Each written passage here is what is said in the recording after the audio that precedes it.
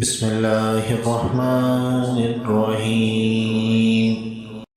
أما يتساءلون عن النبأ العظيم الذي هم فيه مختلفون كلا سيعلمون ثم كلا سيعلمون ألم نجعل الأرض مهادا والجبال أوتادا وخلقناكم أزواجا وجعلنا نومكم سباتا وجعلنا الليل لباسا وجعلنا النهار معاشا وبنينا فوقكم سبعا شدادا وجعلنا سراجا وهاجا وأنزلنا من المعصرات ماء ثجاجا لنخرج به حبا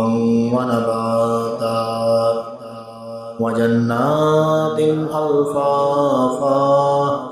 إن يوم الفصل كان ميقاتا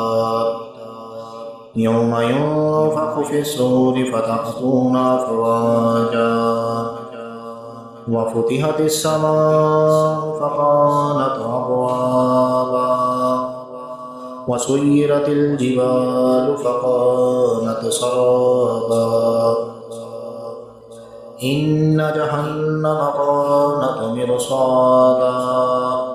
للطاغين مآبا لابسين فيها أحقابا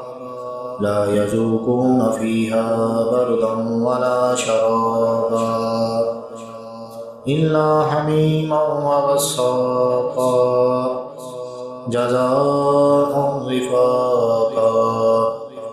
إنهم كانوا لا يرجون حسابا وكذبوا بآياتنا كذابا وكل شيء أحصيناه كتابا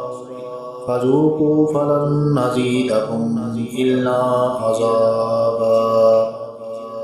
إن للمتقين مفازا حدائق وأعنابا وكواعب أترابا وكأسا دهاقا لا يسمعون فيها لغوا ولا كذابا جزاء من ربك عطاء حسابا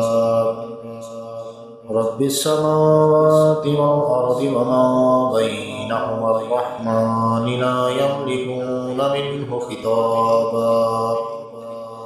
يوم يقوم الروح والملائكة صفا لا يتكلمون إلا من أذن له الرحمن وقال صوابا ذلك اليوم الحق فمن شاء اتخذ إلى ربه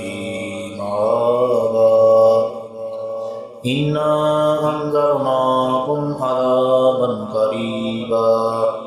يوم ينظر المرء ما قدمت يداه ويقول الكافر يا ليتني كنت ترابا